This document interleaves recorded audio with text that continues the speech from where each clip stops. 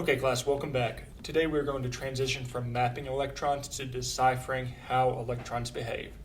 Our objective for today is to be able to determine the likelihood that an atom will bind to another atom, along with being able to write and name ionic compounds and their formulas. In saying that, let's dive into what we got today. As we have said in previous videos, electrons can be found in many different levels and orbitals. We have learned how to identify these orbitals and the number of electrons they possess using electron configuration. Now we're going to transition to how these electrons interact with other elements in their electrons. Coulombic interactions are attractive forces within an atom that holds atoms together.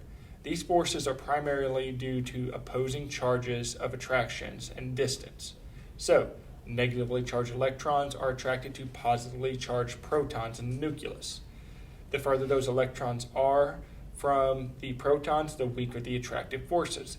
So an atom's outermost electrons contain a weaker or the weakest amount of attractive forces, while electrons closest to the nucleus have the strongest amount of Coulombic forces. The outermost electrons within an atom are called the valence electrons.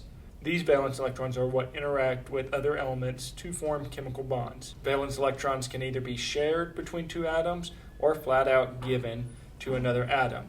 The behavior of valence electron interactions will tell us the type of chemical bond that occur. If we remember back to last year, our octet rule states that atoms strive to have 0, 4, or 8 valence electrons in the outermost shell. Because of this, certain atoms have a tendency to either gain or lose electrons. If we look at our periodic table, we can see the trend for how many valence electrons are within each vertical column as so.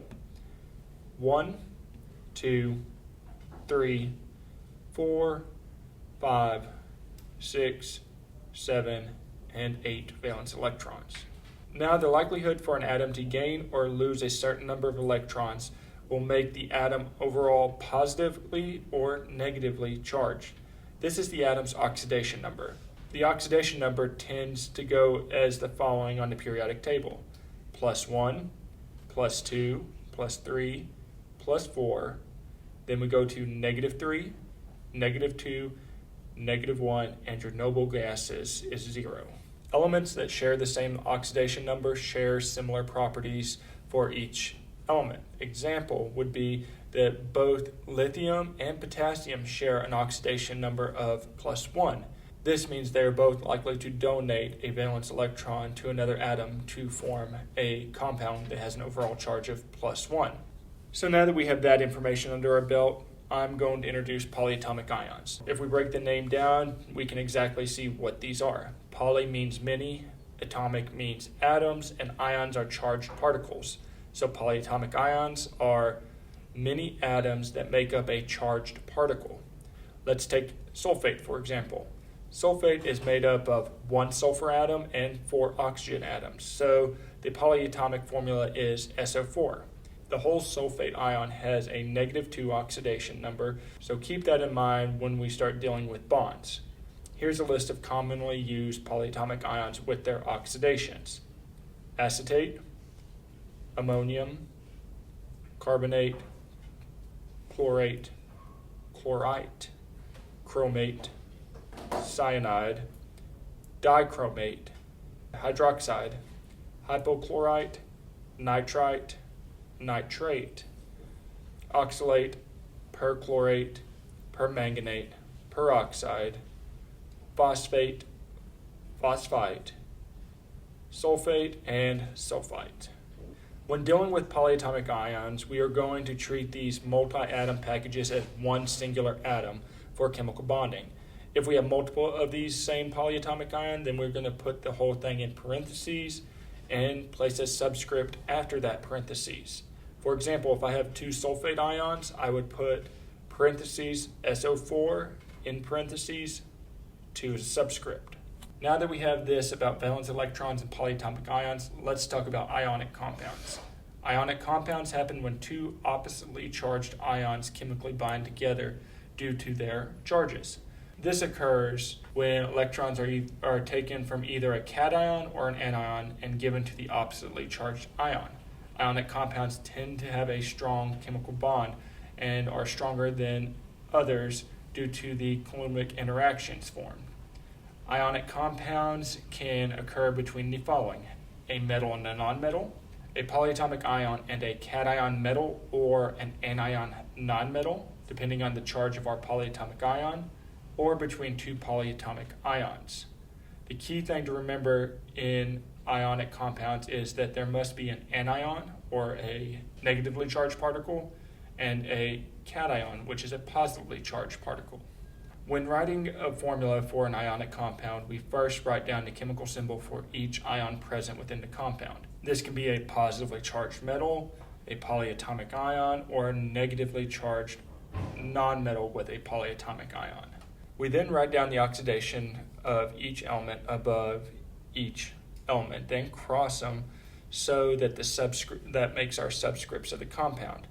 If our subscript is 1, then we do not have to state it.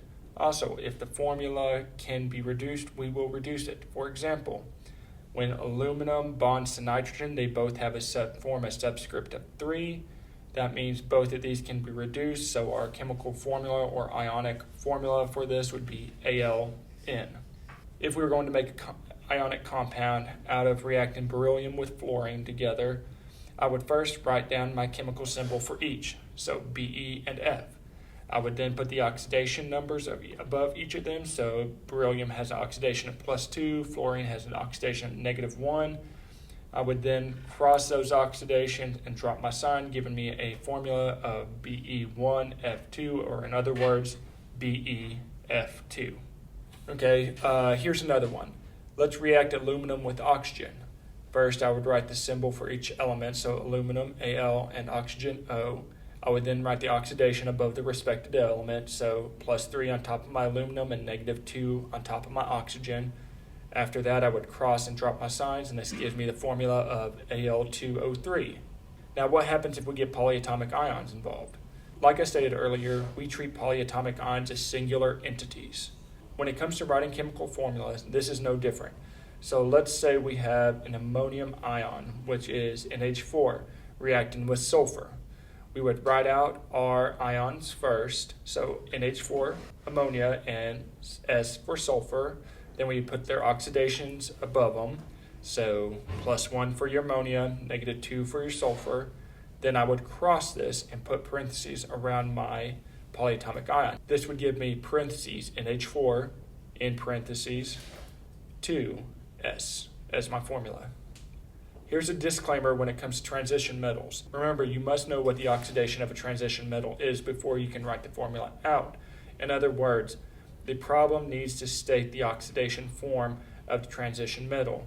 So, for example, iron 3 and oxygen would make Fe2O3, 3 being my oxidation state for iron.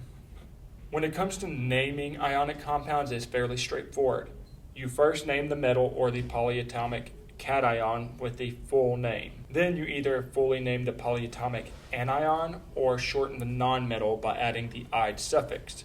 So, NaCl is sodium and chlorine reacting together in an ionic compound to form sodium chloride. Here's an example of naming the ionic compound with a polyatomic ion. Let's say we have Na2SO4. I would see that the compound is made up of sodium and the polyatomic ion sulfate. This means the compound would be sodium sulfate. Our final rule with naming ionic compounds that we need to keep in mind is that transition metals have multiple oxidation states. So we need to state the oxidation state in Roman numerals. For example, FeCl3 would be iron 3 in Roman numerals, chloride. Okay, so I think that is enough for today. I hope this kind of refreshed you on ionic compounds and ionic bonding. Keep up the good work in the class, and see you next time.